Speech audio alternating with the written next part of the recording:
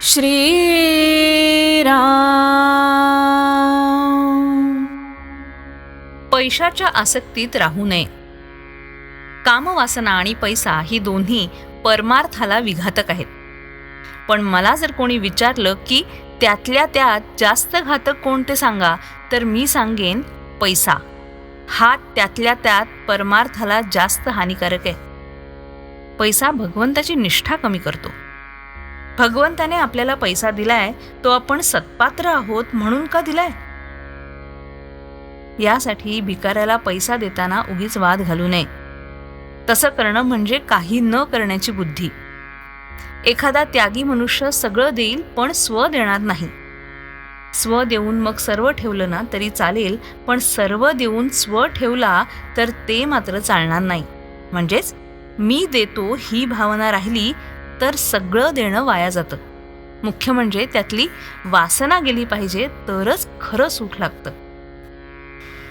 देह हा पाया धरून त्यावर इमारत बांधू लागलो तर इमारत पक्की कशी होणार? मी माझा देह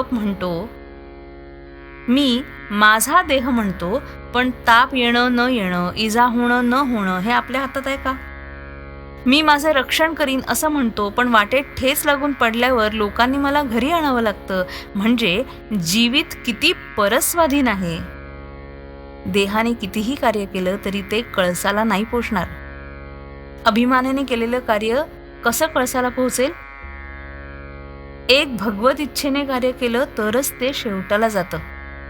समर्थांनी देहबुद्धी नष्ट करून रामाचं अधिष्ठान ठेवून कार्य केलं, म्हणून त्यांना एवढं कार्य करता आलं. जो भगवंताचा झाला त्याचंच कार्य पूर्ण झालं, म्हणजेच त्याला खरं समाधान मिळालं. राजाच्या पोटी आलेले देखील भिकारी होऊन जातात. मग मी संपत्तीचा कुठे गर्व करावा? पैशाने प्रेमात बिघाड येतो आणि अगदी जवळचे नातेवाईक सुद्धा दूर होतात. मी खरं सांगतोय, पैशाच्या आसक्तीत तुम्ही राहू नका. ही आसक्ती नाहीशी करण्याचा सोपा उपाय म्हणजे संत समागम. आज खरे संतच कुठे आहेत असं आपण म्हणतो, पण आम्हाला संत भेटावा ही तळमळ खरी लागलेलीच नसते. संतात संतपणा दिसत नाही याचं कारण आमच्यात तळमळ नाही.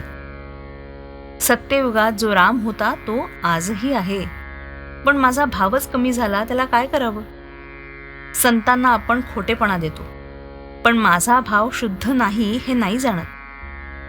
विषयात सुख आपल्याला इच्छेप्रमाणे मिळत नाही, म्हणून मग आपण संतांकडे जातो. पण संताला अर्पण करून घेण्याकरता किती जण संतांकडे जातात? देवाकरता देवाकडे जाणारे किती बरे निघतील? श्रीराम.